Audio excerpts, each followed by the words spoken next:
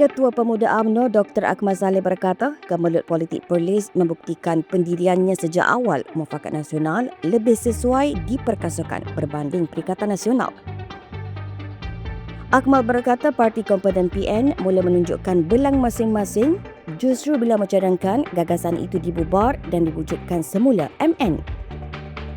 Sementara itu, Ketua Penerangan PAS Ahmad Fadli Syahari bersetuju dengan cadangan Akmal untuk menghidupkan semula MN dan berkata ini adalah kunci kekuatan dan kebangkitan semula perpaduan ummah.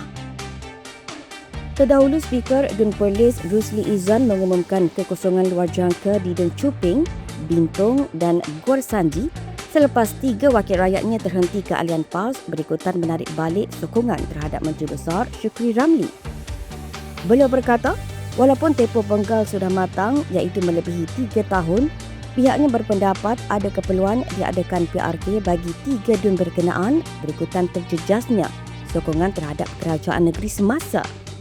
Zian Aimah Muhammad Yusof, FMT.